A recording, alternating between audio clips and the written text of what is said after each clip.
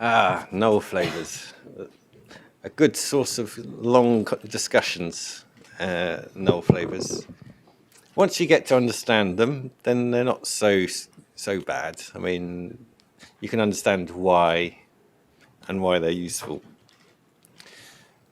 It deals with the aspect of when you're transmitting data between parties. What's the difference between omitting something, so an element, completely omitting it, putting in the element, but just putting a space or no space between that element, and what does that mean to the receiver? Does that mean a mistake in your sending system? Something was supposed to go in there, but it didn't populate at the time of generation?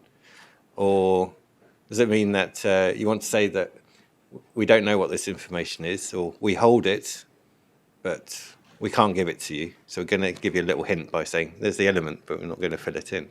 What does missing or blank actually mean? And null flavors in HL7 is used to address that aspect. It's a way of saying there is this field, but this is the reason behind why I can't populate it.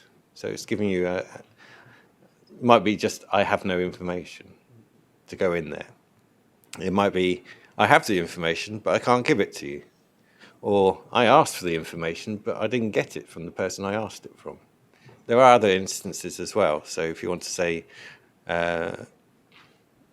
this patient's medical history, they had diabetes from 2002, and it hasn't ended, you can use, there is no end date because the patient still has it. So I fill in the end date with a positive infinity, wonderful thing, which just means that it hasn't ended, and it might end sometime in the future, but unlikely. So it's just a way of saying that that end date tag is blank because there's no data to put in it. There are also areas of the schema that say you must provide this element, but you can't populate anything in this element. So the schema validation would say, sorry, this is not valid XML. So what you can do for those instances is put a null flavor flag in there so that the schema knows, okay, fine. You're not going to provide me with a measure code in the code field because you provided me a null flavor to explain why you're not providing it. So the schema will just say, okay, fine, it passes the validation rules now. So it's very important to be able to create valid messages when certain data are not available to pass schema rules, but also for the receiver to understand why you haven't provided something. The challenge is how to represent that to the user filling in the data. So there's different approaches you can take. The other challenge is making a decision on, in your database, how you want to reflect that. So there are 15 flavors, if you like, of null in the HL7 specifications. However, we're only using 8 of those in the ICH implementation. The other ones are for different situations which are outside of the domain of pharmacovigilance reporting. So no information, that's what it says. There's no information. It's the default setting for I have no information. Unknown is slightly trickier to explain, so I'll probably duck that one, but essentially it's unknown why we haven't got information here. So it's kind of there's a nuance between the two. You have to read the HL7 documentation 5 times and you still probably won't understand it because it's very nuanced, the difference. But essentially in the implementation guide we've chosen one over the other. So just follow what we've put in the implementation guides. Not applicable, so it could be that for a male patient you don't have the menstruation date field populated, so it's not applicable. So that's the usual example, is that it's not applicable to that particular use because there's some other reasons. So you're not going to fill it in because it doesn't make any sense. Negative infinity is used when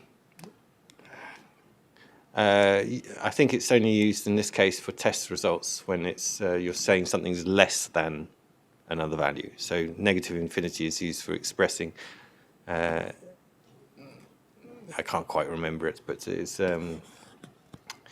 not often used. Positive infinity is more used, that it's happening. Oh, I suppose you could use it for medical history again. If you know that the patient has had something in the past and you can't fill in the dates, you know that it must have started in the past, but you don't know when. So at some point in the past it happened. That's what negative infinity means.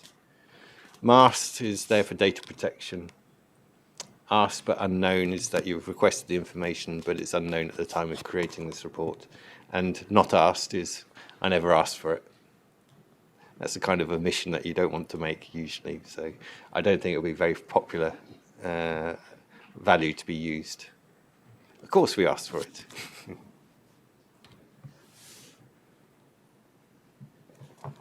So the next question you have to answer for yourselves and your systems is, in R3, we quite often describe something as yes, no, and unknown. And you'll find that in the HL7 message, yes, no has been translated into a Boolean, so a true, false data type. So where that is yes, no, unknown, then you have to use a null flavor to express the unknown.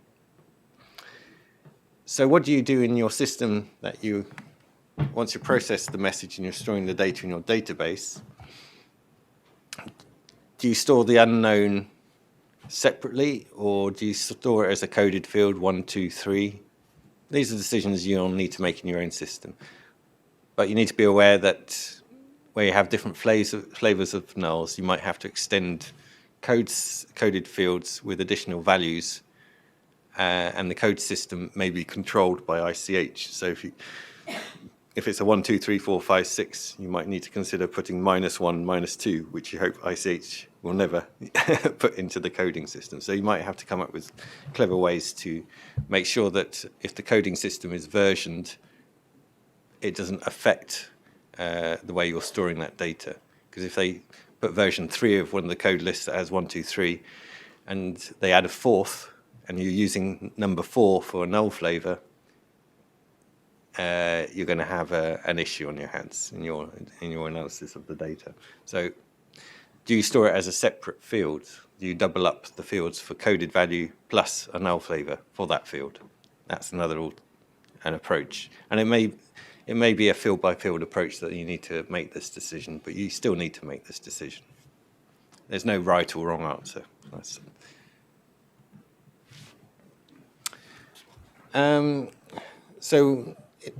Okay.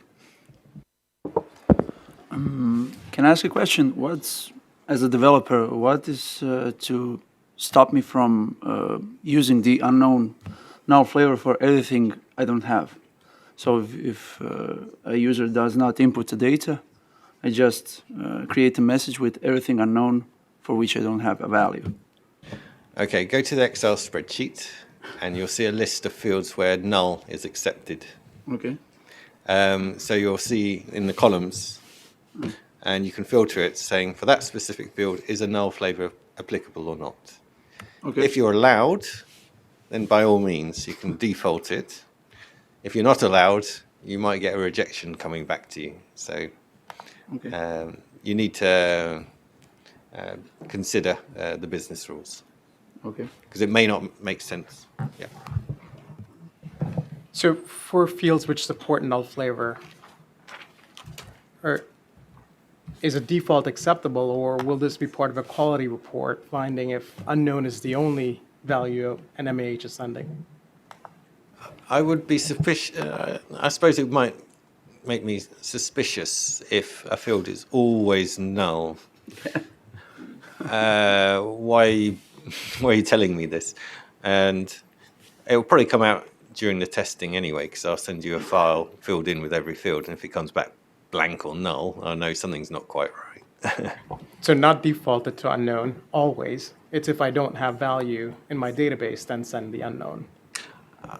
I would look at the Excel spreadsheet, see which fields null may be used, and and then make a decision. So an example I got up on the screen is the patient initials field. So normally you put the initials in X, Y, whatever as the initial, and then it's fine, there's no null. But you have the choice of masked or unknown. I mean, you could say that you can fill it with unknown if it's blank. But if in your database you know you hold that data, then you don't really want to be pretending you don't know anything. Because if an inspector comes in and says, why do you say unknown when you actually hold the data? It's much better to choose a value depending on the business case. So I articulated my question very poorly. So if there were options of unknown, asked but unknown, not asked, Yeah, for a given field, batch number, yeah. and if I default always to unknown without using any of the other two values, is that potentially an issue from an EMA perspective? If you're a company that owns biological products, yes. Because for that specific field, you're required in the GVP Module 6 to go and follow up and ask for that data if it's missing. So by saying unknown, you're indicating that you haven't done the follow-up. And so one of the questions a pharmacovigilance inspector will look, for all these products, you don't have any batch numbers. What's your process for requesting them? For the cases X, Y, Z, 1, 3, 4, can you give me the contact information you had with the primary source to obtain that information? That'll be the kind of line of inquiry that will happen. So, but if you're a company or organization that don't deal with biologics, then defaulting it to unknown is required by the business rules. So you have to be a bit more thinking about how you want to default values. So in the way that we approached it in the EV Web tool for null flavors was to add this kind of circle with a line through it. So the box on the right, you can free text it, but you can also select from the drop-down list a null flavor.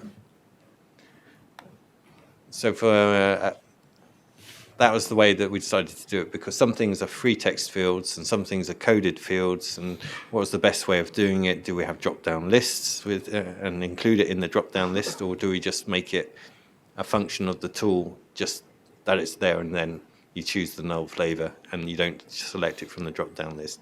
It was felt as the cleanest approach for the software that for the application we're developing. So that way. You might want to turn off your mic, otherwise I see a light on there. Otherwise the camera will be on you for the rest of the day. So that's one approach. I'm not saying it's the best approach, but it's one way of doing it.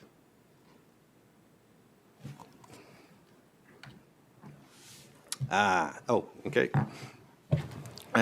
When going through all the null flavors that you introduced, I asked myself, now that you have this nice concept of null flavors, why there are certain fields, as far as I understood, where still an empty field is an information. For example, if you take the seriousness criteria, you can say for hospitalization, yes, so a value. You can say NI for no information.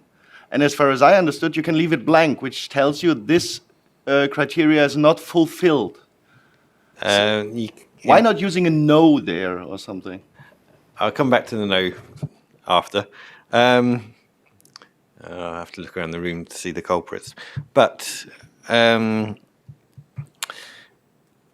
if you select in the message that this field has the XSI data type Boolean, or that element is coded to Boolean, you will not be able to leave it blank.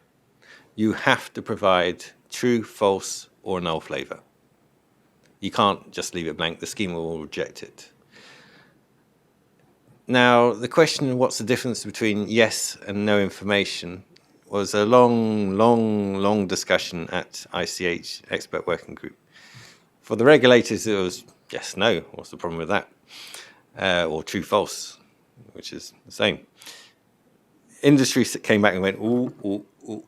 No, we don't like the idea of affirmative no. The information we have can say yes, it is serious based on this criteria, but we don't have information to make the judgment that it's anything but yes. So you have yes and not yes. The fun we had. So by all means, fill in true and false. In terms of interpretation at the receiver's end in our database, we'll yes, no. It's either is yes or it's no for us. That's a decision on analysis. And by all means, send us the data using the null flavor, no information, to avoid any, not litigation, not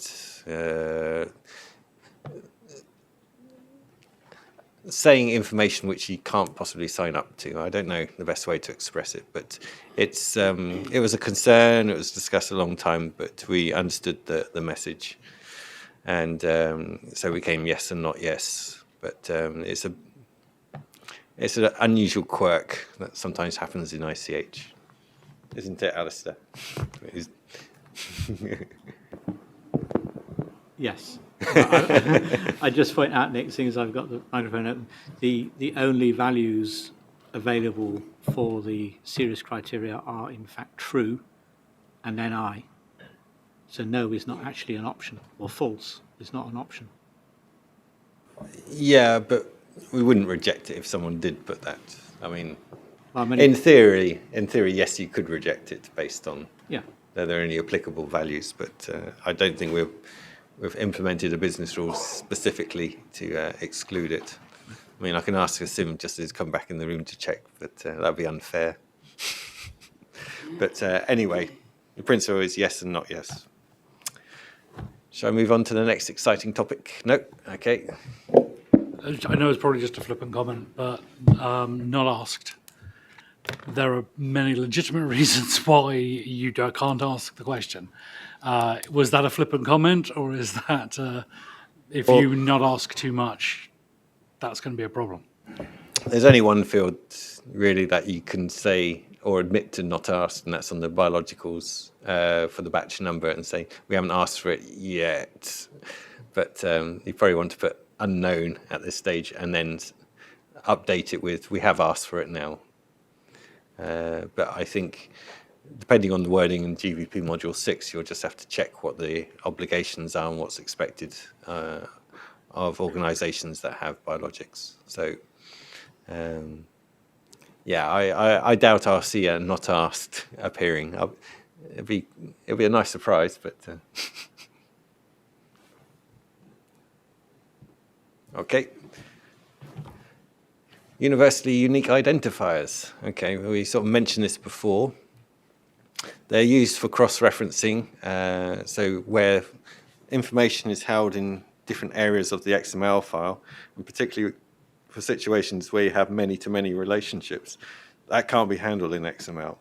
So what HL7 uses is UUIDs. And so this is a way of giving each reaction, each drug, and for other, I think that's the main use cases of it, unique ID that can be referenced in another part of the XML file. So you can have reaction 1 against drug 1, reaction 2 against drug 1, reaction 3, etc. And then the same repeats for all the drugs. And for also doing the intervals of time between the drug and each reaction. Because at the moment in R2, you can only do the intervals against one of the reactions. Which one do you choose? The earliest one, the newest one. It's never been a particularly easy thing to decide on for the generation of durations, because it's always been a bit of a mess for submissions. But now that's separated out. You can say what you're assessing, what the durations are between. So for UIDs, the main thing is which version of it. There's 5 different published versions of how to generate it, and which one should you use. Some apply an algorithm that uses your MAC ID of the server generating it with a date time kind of component, and there's another one using a different machine identifier. The issues with those, some people say it's a security risk because you can identify the machine that was used to generate it. There are other algorithms which allow you to use a seeding code which allows you to go back and identify documents and things. There's many different ways that these UIDs can be used. Which one you use, don't care. There's no rule on it.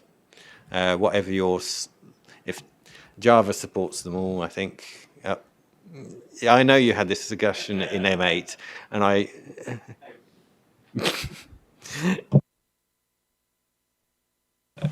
Shall I really ask? The probability about when we have the same number? Using which version? It, Version 4 random string. for example. So if you create 1 billion per second, it will still take you 1 billion years to have a cross, or something like that. It's a billion. If you can generate 1 billion IDs per second, you still have to wait 1 billion years or so to get a match or something like that, if you implement random numbers correctly. Is there truly a random number out there? There's different methods of creating random numbers, but the chances of getting a match are astronomically insignificant. So if you want to, just use version 4, it's fine. If you want to make a choice, just go with a random number. Seed generators for standard software, Java and other programming softwares have this built in. It's part of the software. So use whatever is available to you. It's called the universally unique identifier. Is it within the scope of the XML, or is it really a unique number across the globe? In theory, it's unique in the universe for a period of time, of course, until you generated billions and billions and billions of them. But the idea is just to have a way of creating a unique identifier that doesn't need a central authority. In theory, we could place the worldwide case ID with these. Becomes less human readable and impossible to pronounce to your colleagues, so most people prefer the method that we have for worldwide case IDs and safety report IDs. The main thing to say is use whatever version you want, and just make sure that you make them unique. Don't use the same one over and over again.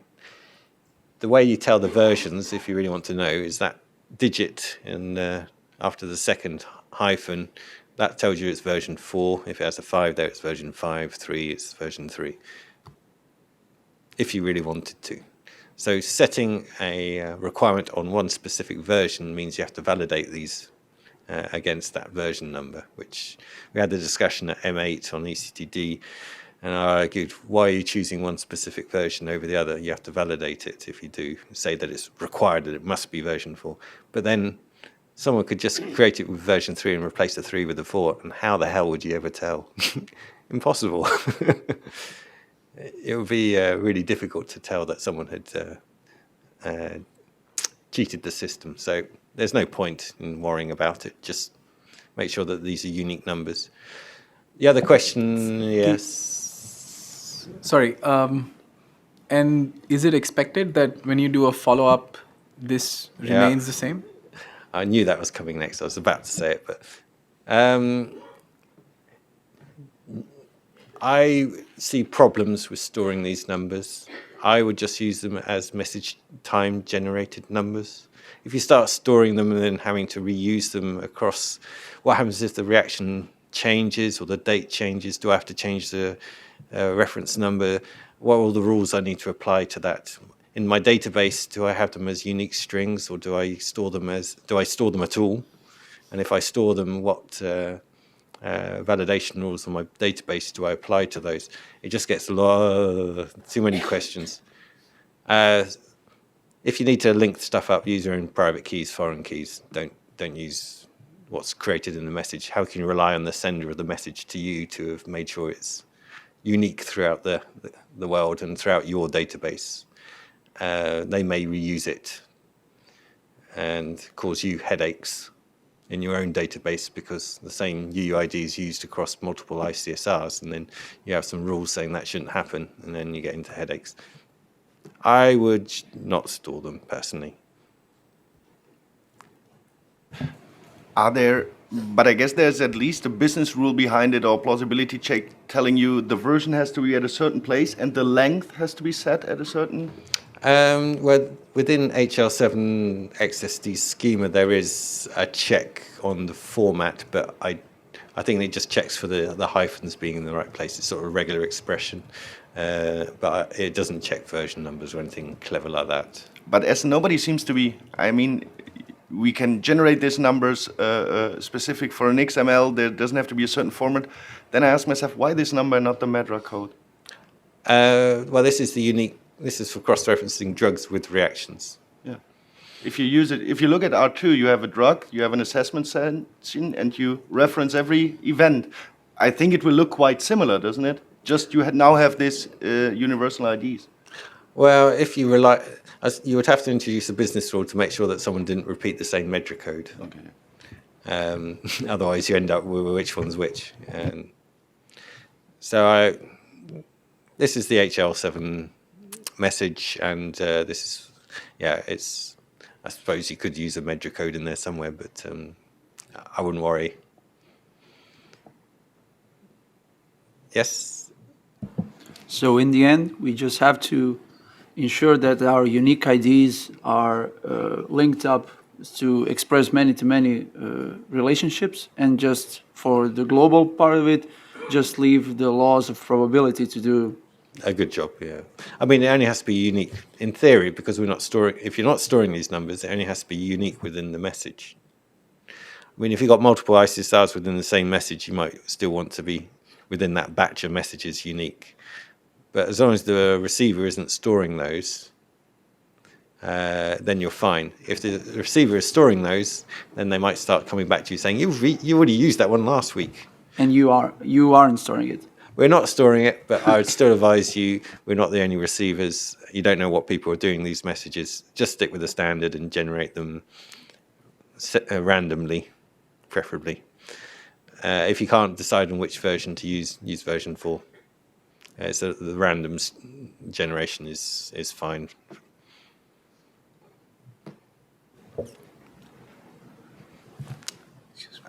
Okay. Yeah. During the process of retransmission, should these identifiers be retained, like worldwide unique identifier numbers? If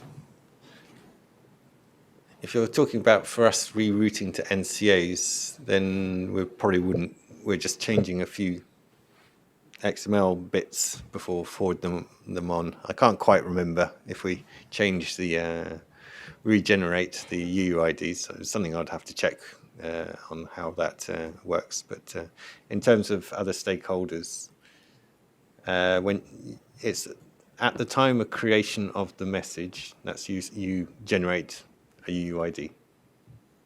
You replace your foreign key, private keys, whatever you're using for tracking the drug reaction assessments with a UUID. So you just put that into the message. And don't store them. It's probably the best advice I can give. But don't listen to me. It's up to you. Okay. So I put those questions up, but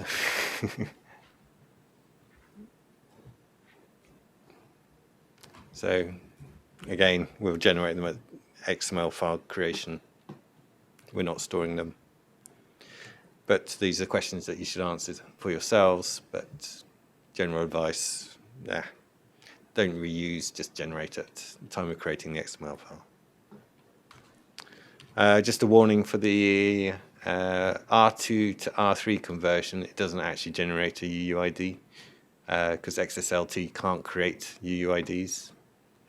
You would have to have another application. You would have to do some,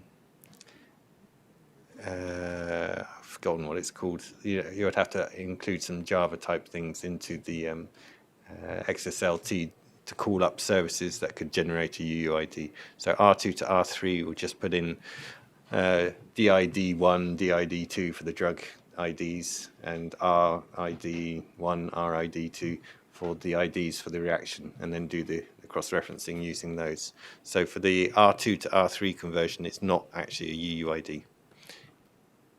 Not regarding conversion, but if I open up an R3 with these UUIDs in there, and I would put it into WebTrader for a human-readable form, is this ID only in this assessment section? So can I, if I look at the E2B, can I get back to know which event is which one from just having the E2B? So will the cross-linking be in there? Yeah. Yes. Okay. Yeah, it will interpret and display according to which drug and which reaction is being assessed, or which interval of time is being provided. Okay. Okay, UCOM. PQ, or physical quantity. So this is a standard that's used in HL7 and other domains. It's for something that seems quite straightforward. There is a lot of underlying complexity that's managed within UCOM. So converting between units using UCOM becomes standard, becomes very straightforward. So if you're going from feet and inches into meters and centimeters, it can handle all those conversions because all the rules underlie the standard itself. So, but expressing units for physical quantities requires a bit more thought in your implementation. At a European level, some help is coming our way, and I'm looking towards our German colleagues, because there's going to be I don't know if you want to mention any words about the referential service for UCOM units for use in pharmaceutical domain, because there's going to be a service provided that maintains a list of suitable units for use in pharmaceuticals. So there's some work ongoing on this which will help with this this topic. The syntax rules for validating whether a unit is correct or not is you'll see on the screen. There's a lot of ways of combining these, and implementing regular expressions to validate might prove a bit of a challenge. There are Java classes and other implementations that are out there. If you go to the UCOM website, they'll give you links to them, which you can use to validate the strings using pre-built software. So there are some things out there that are already published that can be used for validating UCOM units.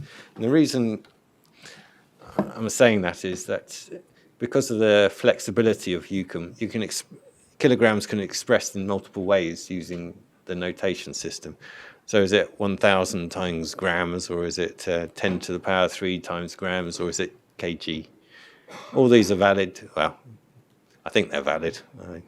I hope I got it right following the syntax. But just to show you that you can express things in different ways. For weight of the patient, we've already agreed that it's just one unit value allowed, and that's kg. But when it comes to pharmaceutical units, we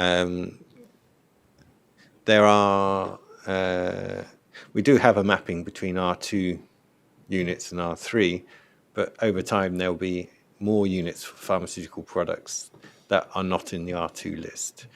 Also, test results will also so the test results where you have a unit with the test, so a numeric value along with the test result, moles per liter and those kind of things will be the more challenging area again when using UCOM, because the HL7 XSD schema will check a little bit about the UCOM code, Can't use any spaces. If you use a space, it doesn't like it. But it won't check any further than that. It won't check the notation is correct. Another thing you'll see is biological units are expressed between curly brackets.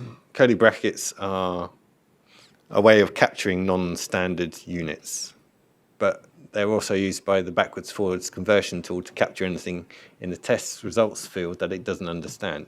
If it can't map it to an R3 UCOM code, the test result unit, to an R3 code, the backwards-forwards conversion rule will put it inside a curly bracket and remove any spaces.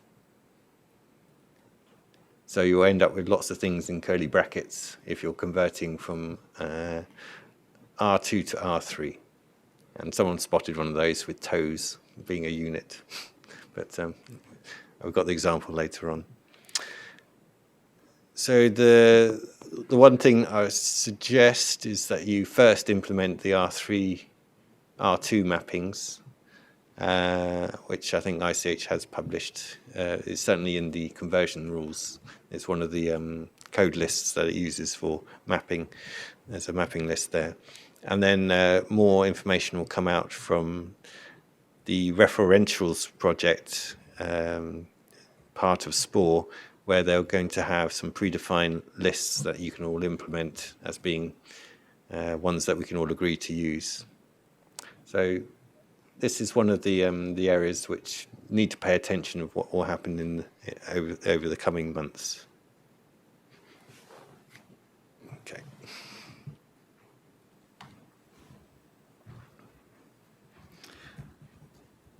So, as I mentioned, business forwards conversion rules will put things in curly brackets, so be aware. Okay, so as I mentioned, BFARM has expressed an interest in being the service provider for publishing the lists of UCOM units to be used. Hopefully also the test units as well. Yeah, good. And it'll be free to use by all organizations. So hopefully that will resolve one of the challenges. We'll just import the list that they have and we'll use those. And there'll be a process for adding units to that list, I assume.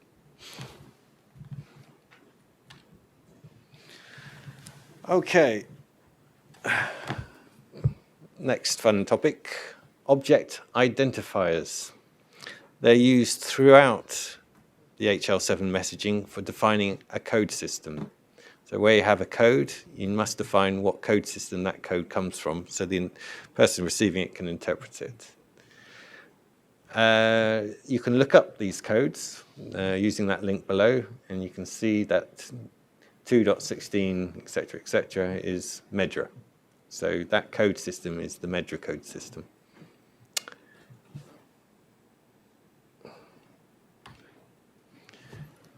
So what you'll see throughout the messaging is two main areas where OIDs are used. One is the code element. So you'll have code as the element name and an attribute code, which is the actual value number from the coding system, followed by the coding system that's been used, so that's the OID, and the version of that system it's come from. I wouldn't say version is needed for this one, but I'll explain why in a minute. Display name tells you what 29 means in human readable terms in that coding system. So this code identifies this section, this observation is a reaction being reported. By having display name there, it makes it a hell of a lot easier to read. So display name is optional. You might not see it in some of the reference instances or the example instances, mainly because I created those by hand, so typing those in as well is a pain. But in the future, you'll see that more and more present, the display name in the example instances that we have. You can also have code systems in the value elements, but where you have value is sometimes text, it's sometimes other things. So with value, you always have the XSI data type, and you'll see there the data type for this one is CE, so it's a coded field. again, you'll have, once you express the XSI type, then you can add the attributes code system version. Without display name in this particular point, but that's Medra, I can tell you. It's 163, so it must be Medra. So that's the actual reaction term that's being reported in the field, or the, well, it's not actually reaction field, but anyway, for this example, yes, it is. I think I talked through that, so any question? Yes. I have one question about your example there. If you're talking about a meta code system there, in neither of the other fields or attributes is a meta code in there. There's no example of a meta code. Where would you now put like example 1000, whatever the meta code for headache or whatever is? Just as an example. Yeah, so where we got the reference instance, we got the field D108R7B. That's the Medra. You replace that with the 1000131. Okay. So you just replace each of those with the actual value, and the Medra version itself goes in the code system version. So if you've got 18.1 or 19.0, that goes in the code system version. So you just, using the Excel spreadsheet, you can go from, okay, search for that text in the reference instance, find out where it is, and replace it in most instances. Where there's a date in the reference instance, we can't populate it with a code because the schema knows it should be a date, so we can't put in one of these because it'll say that's not a date and it won't pass. So it'll be the line below, there'll be a comment saying date goes up there in the reference instance.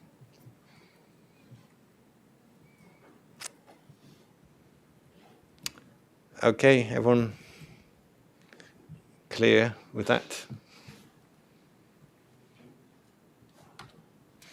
Okay, display name. Can't say this enough. It's optional. Advice, use it everywhere. Put it everywhere, please. It will save us all a lot of headaches. It really helps with reviewing the XML files and debugging. And you can use it for generating human readable versions of that using an XSLT that takes the data and then puts it into the human readable format. If you don't have the display name there, you'll need to have another process that goes away and looks up each of the codes. So you won't be able to use an XSLT, you'll need to build an application that goes away filling in and creating the human readable format. If you use the display name, you just generate on the fly using an XSLT. So any application that supports XSLTs, even a web page, could be used to create the human readable version. Underlying the data, it's all XML, but the human readable version, it's invisible to the user. Okay, hopefully I've sold you on that one. It'll save me lots of help desk questions if you populate it and I can look at your files during testing. Organizers. Okay, this was one of the bugs that came up in the ICH backwards forwards conversion tool. It didn't implement the drug history section like this, where you have an organizer, a code describing the what this section is about. So in this case, it's the drug history, and then drug history number 1, number 2, number 3 are repeats of component. What the XSLT, the ICH one, did, it repeated organizer, code, and then component. And then for the second reaction, it put organizer, code, component as a separate iteration, which the XSLT, the XSD, the actual schema, said, oh, that's fine, it's allowed. But when it came to actually trying to extract the data, your XPath isn't expecting people to have implemented that. It's expecting to find only one drug history section. It's not expecting to find drug history section repeated throughout, because the logical model says you have one section which is repeatable underneath it. And you expect, according to the reference instance as well, to be the repeats happen underneath the organizer. So what you do is you create the organizer class, you assign it the code, which is, for this one is a drug history, it could be medical history. Then you repeat the component for each of the things, all the observations that go under that same class of drug history. So there was a mistake in the ICH in backwards forwards conversion that wasn't generating it like this.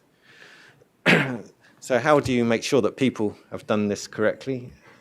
Well, this is where pre-processing rules could be useful, where you do just a count looking at that code and that code system and saying, is there more than one drug history section?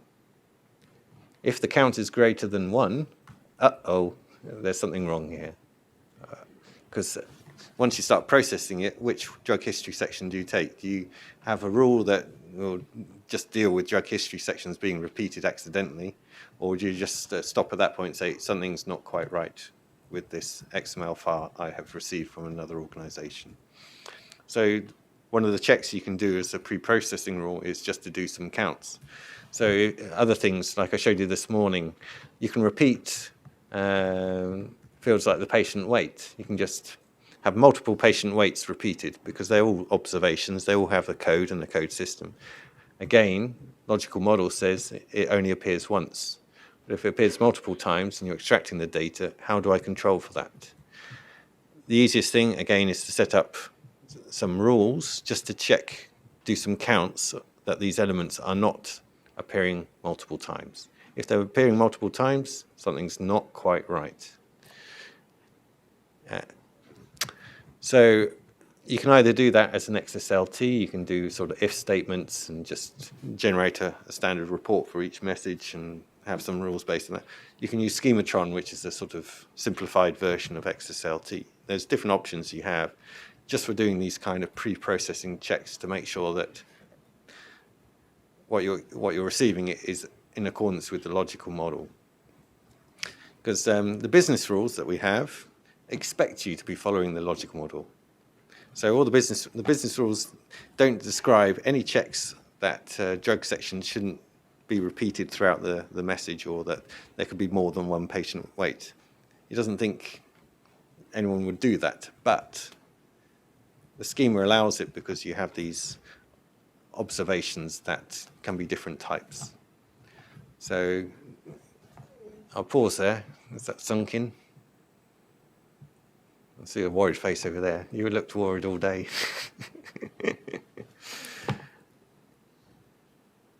Okay.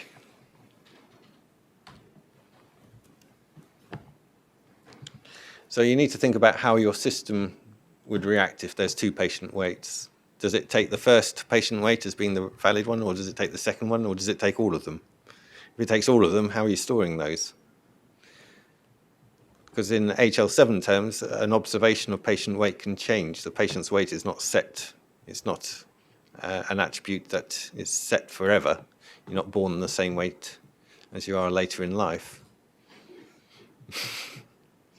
So in HL7 terms, I mean, you could add in dates to say on this date I weighed this much. But in terms of our implementation, we're just expecting weight at the time of the report. And we've got the report date up in another section of the case of the XML. So we haven't put any controls in for that. But you may want to check that there's only one patient report, a patient weight reported in there. Be careful with parent sections, though, because there's a reuse of some of the codes in the parent section that are used in the patient section. So you might have to look at location within the file, because the parent section is a separate section, but it reuses some of the codes that are used in the patient section. So don't just do a blind check for code and code system together. You have to be a bit more thinking about it. I don't know if I've got...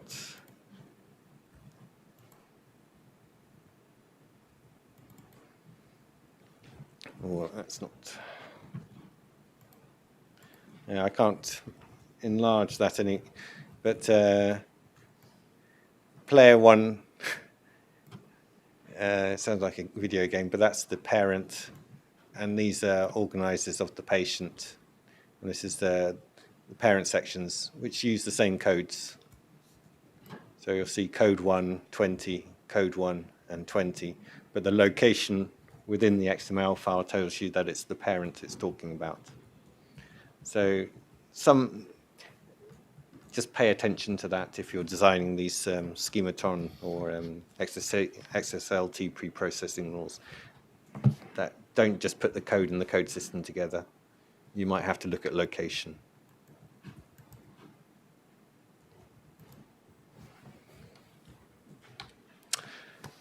Okay, yes.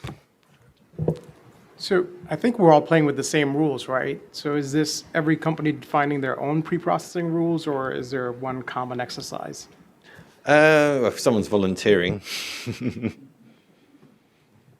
I mean, yes. I mean, sticking to the logical model as ICH as close as possible, because acknowledging that some sections are slightly different to the logical model, but the basic concept of does this field appear once?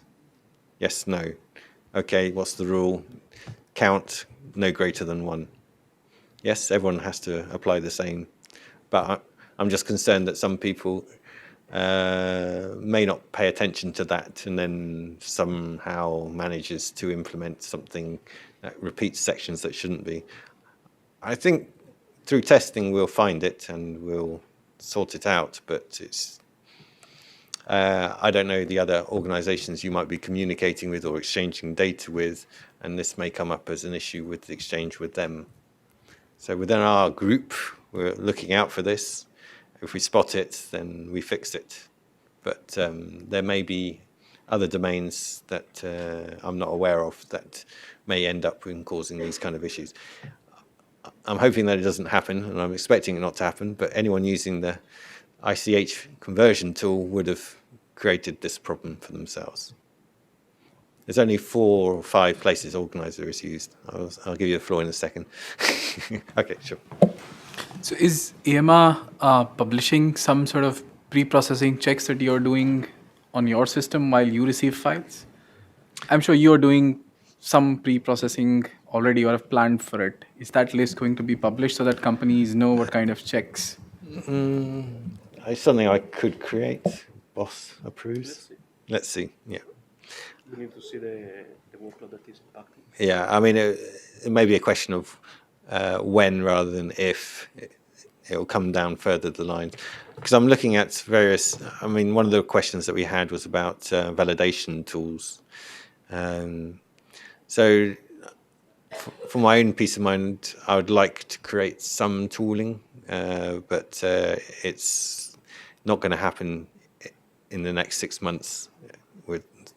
The workload is too high for that. But it'll be quite straightforward to create some XSLTs that just do some processing analysis and give you a little report saying, you've used an OID I don't recognize. It might be that the OID is related to US reporting. Fine, we're not interested in the US specific data fields.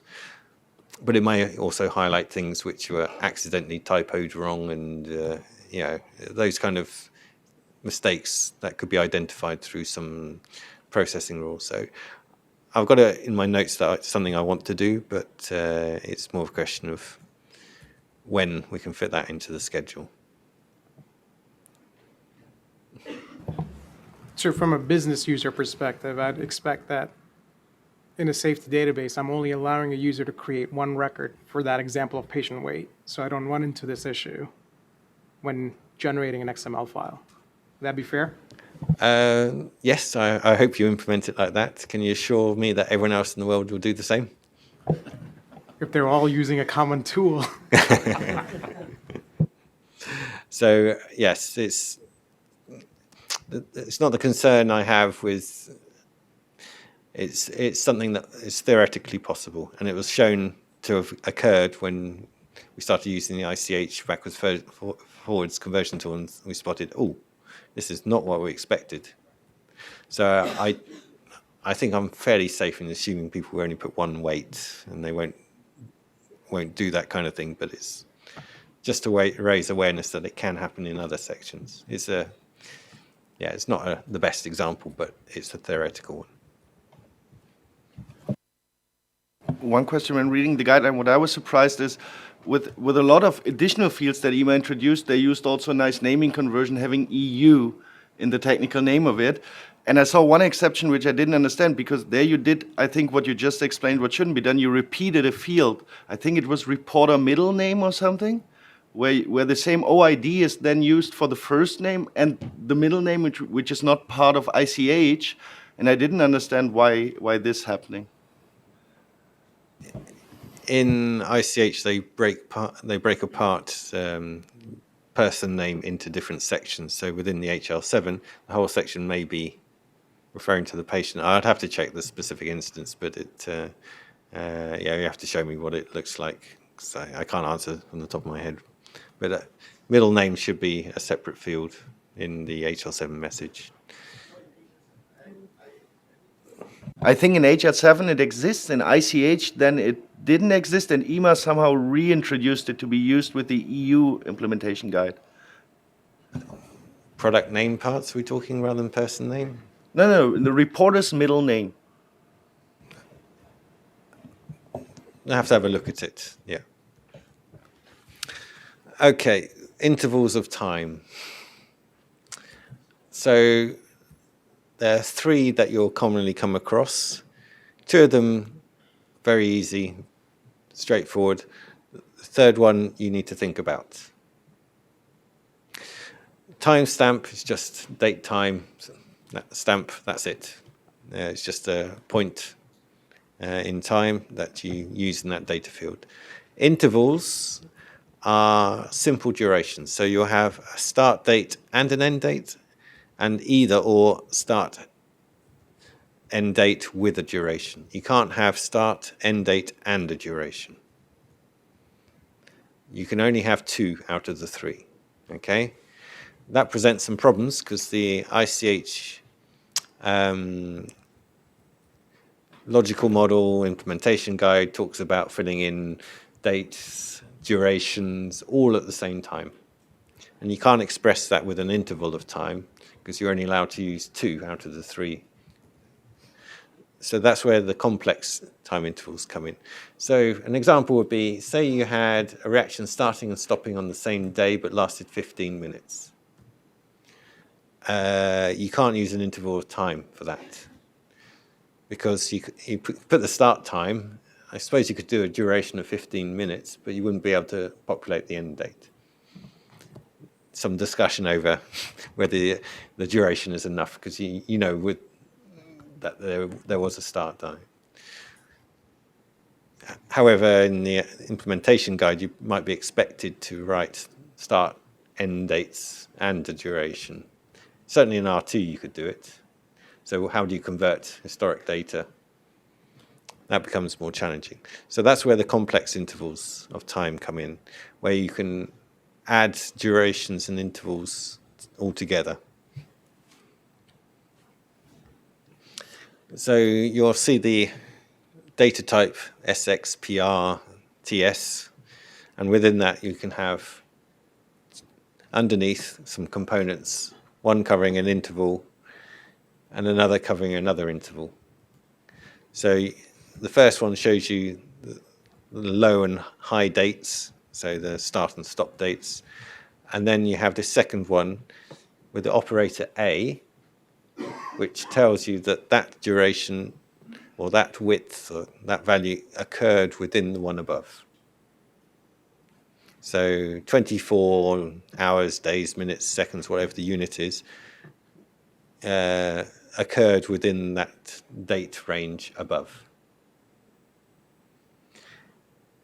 So you need to use the operator type A for these kind of expressions. I would advise you to look at the technical specifications document, the technical guidance document from ICH, because we have lots of examples for dosing durations and some of the tests. So it's one that you, depending at time of generation, you need to choose whether you're populating just an interval or if you're populating an interval with a duration. So you're trying to provide more than 2 fields, then you have to go to this method of expression. So depending what you're trying to populate into the XML file, you have to choose one of these as being the way to provide the data.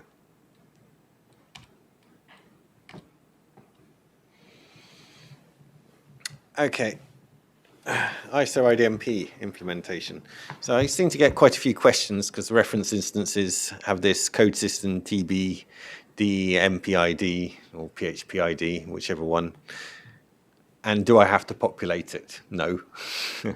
It's there as information. Once we have more information from the ISO IDMP project, that code system will be defined by an OID, and the code will come from that coding system once it's published. So you'll see it there. I have a quick question on that. Yeah. Is there an expectation that over time EMA will provide a lookup in tables for MPID and PHPID? I speak under control with the master. Certainly the IDMP code systems and values from them will be public domain. How the service is offered is still under discussion, but whether it's an automated service or a request and pull or just publication of lists, that's the kind of discussion that's going on out there. So you'll be able to consume a service or a list and then use that for your own systems.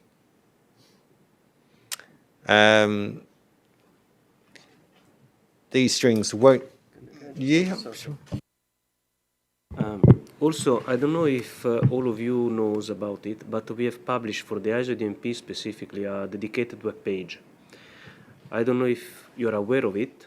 If not, at the end, we will give you the locator of this, or we will send a follow-up email.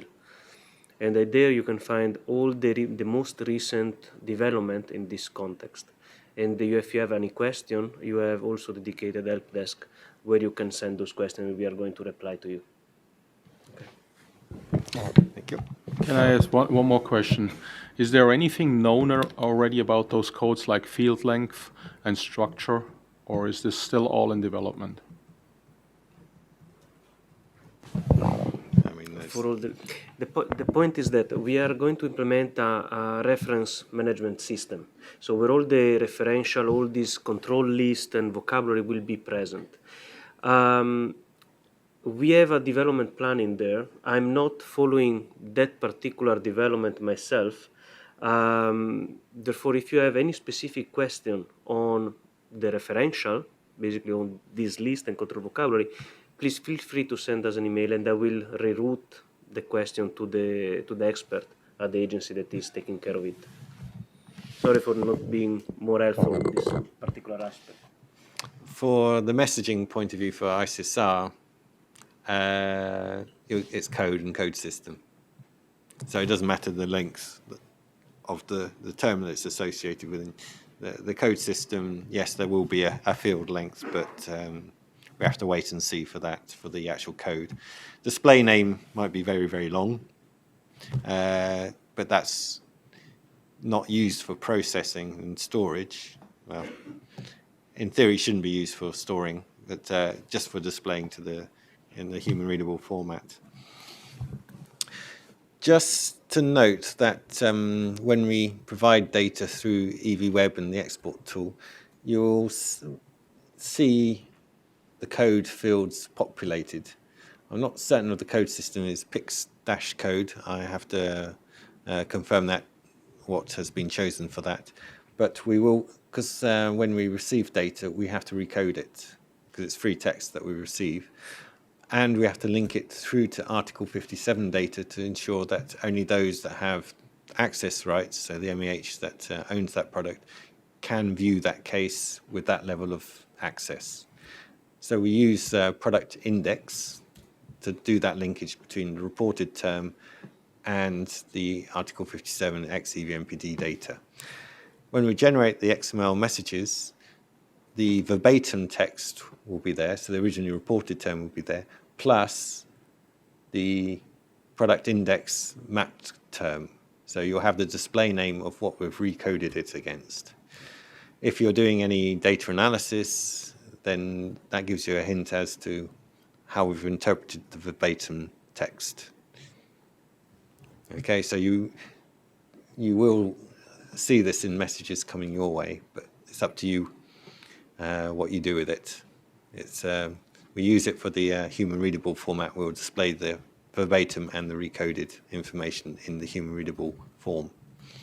But we won't be publishing all the PICS codes. That will be replaced by ISO IDMP with the MPID and PHPID. So the PICS code won't be used once ISO IDMP is implemented. Yep. Once this goes live, will there be a new version or iteration of the EU implementation guide for R3, making all the IDMP fields mandatory only also in the standard?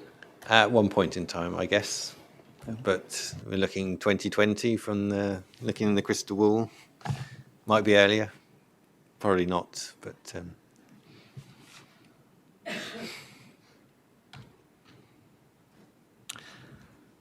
Okay, device components.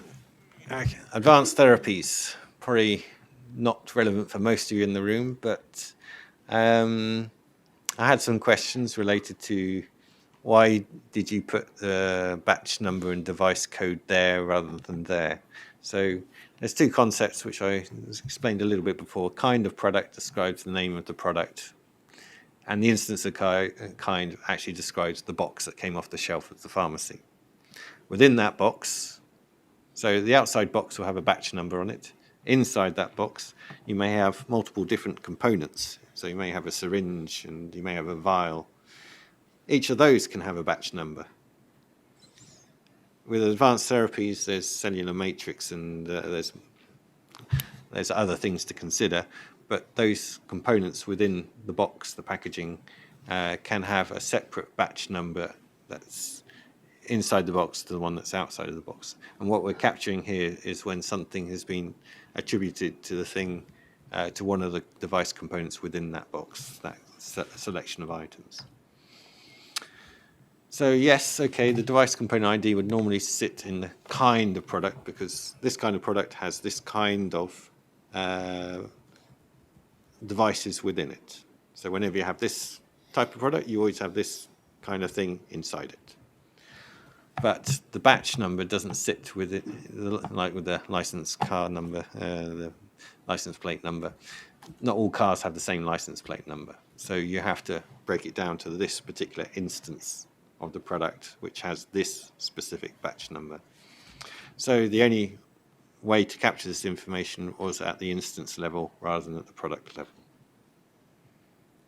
the kind of product level. But this is a very technical explanation of why. If you just look at the reference instances and just accept it, then fine. You don't have to worry about it. Just say, it's fine. Okay, that's how they want it. We'll do it that way. Okay?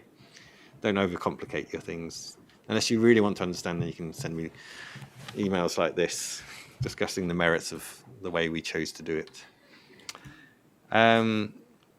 So this is how the XML would look like. So at the top, you see product instance, it's a manufactured material instance. It has a lot number, batch number for the whole product. And then part of the product instance, inside it, you have a product device instance with a class code device. That also has a lot number, but it's associated with a particular coded device. So we need to understand what type of device it is. If there's a vial, a syringe, and something else, which one of those three are you describing this batch number is associated with? We know what the product is because you told us what the product is at the kind of product area, which describes the name of the product. At this level, we're just discussing this particular package. And then at the top level, the lot number text, okay, the one that describes the whole package, the outside box, that's where you put in the null flavor for biologics. Not at the device level. You don't need to put it in at the part of device lot number text, so the lower one. You just need to put it at the top level. This biologic had this, because the other section is related to advanced therapies, which could also be biologics. The biologics information we're requesting is at the package level, not at the individual item within the box. Okay. Promise I've done with the horrible technical stuff. Master message type. Okay, so got this new concept for external parties because we haven't made this type of message available before, but you will be able to access it. What a master is when we have two organizations sending the same ICSR, two or more, can be, for literature cases, it used to be quite a few number of organizations sending us the same article for the same case for the same patient. And what we were doing is we're managing those duplicates and merging them all under one master case that kept the history of all the submissions by all the organizations, and if they submit a follow-up, we update the master with the new information from that submission. So this collation of cases under the master is then used for the data analysis. So this contains all the information available across all the versions of that same case submitted by multiple organizations. What we do is we're going to make the master case available so that you can download it. So when you do your exports, you'll see the message type master. Don't try and submit one of these, a case marked as master to us, we won't accept it. This is just for giving you access to the data. You will be able to obtain the master case that we're using for scientific evaluation. And from that master case, we'll have all the IDs of all the cases, the worldwide case IDs, safety report IDs, of the cases that have been collected from submissions to user vigilance under that master. So if you identify your case number under there, you know that this is a follow-up or might contain more information about one of the cases you own. Please don't resend it back to us as a follow-up. Okay, because then we end up in a never-ending cycle of master cases being updated and updated and updated. Yeah? So if you export a case with the master classification, you load it into your local system, you identify it that within the duplicates number, one of your cases is associated with this, then I can see the next issue that comes is that you say, oh, this is follow-up information. This master case contains more information than we had before. We have to send it to the authorities. Then you send it back to us. We go back, update the master case, send back the master case to you. You go, oh, it's a new information. Let's update it and resend it. And this process will continue until someone says, stop, please. Okay? But Nick, on that issue, we may have to report it outside of the EEA if we don't have that new information. Yes, and that's fine. But I'm just worried that once you download data, because you'll have access to master cases as well as the cases from other marketing authorization holders. Those cases from other organizations, other MAHs, NCAs, will be new to you.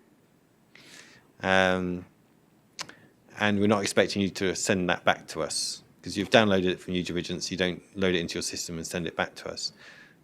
And I think that's fine. I think everyone understands that you don't send us back data you obtained from us. The concern I have is that when you process a master case, you find out that it's a duplicate of one of the or you find that it's a linkage between all the cases you've exported, including your own. And you update your own with this case and all the other cases, and then you triggers a resubmission. It's something we've got to talk about in the expert working group a little bit, just to, I think they, yeah. Is there a different identifier for the master case than for the normal cases you give us? It will have a different ID. Well, is it identifiable as master as opposed to? Yeah, the message type is different. So we could kind of have it in our rules that if this exists in a case, don't go for the MA. Yeah, don't. If you do update your internal case number with the new information. So if you treat your case that you reported to the EMA and to the FDA as being the master case within your own system, and you add in new information from our master, it doesn't trigger a return to us. You can trigger a submission to the FDA, but don't send us back the case. Otherwise, we end up in a. We'll write some more guidance on this as part of the expert working group. So it's a concern. It may not happen. You may control it, and we're fine. But I can see when I see processes happening, I can see the loops that might occur from it.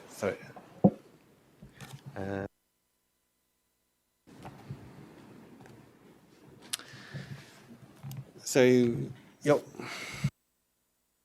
One question, first of all, I think it's great to add the others worldwide unique IDs as third-party numbers for us to easily identify if we already have the case. But I guess as you create a completely new case, this case will also have a worldwide unique ID for you, right? Well, usually we take one of the cases as being the one that we say is the master and then combine all the information. So we don't usually assign a new worldwide case ID as such, but the safety report ID will be unique to us. That is clear. Because when I tried to explain this to our business, they told me, "Ooh, does this mean that if EMA now gives it a new worldwide unique ID, do we then need to recapture this worldwide unique ID in our system?" Which is tough, because if you reported this case to FDA, they would not like you to change the worldwide unique ID. And then I thought, what the hell can I do? Can I keep my current worldwide ID even if I pick a master case from EMA? As long as you fill in the duplicate numbers with all the other identifiers that are used for the case, I don't see any reason why you can't keep your number. I don't think we can get everyone to agree on an international case ID for this one ICSR. I think it's too difficult. Yeah. But if the MAH receives more information on that specific case from any other source, you do expect to get that back? From other sources, yes. Just not from us being the source. Right. Don't send back to sender an update to the other case that you sent to them. Otherwise, we end up with an infinite loop.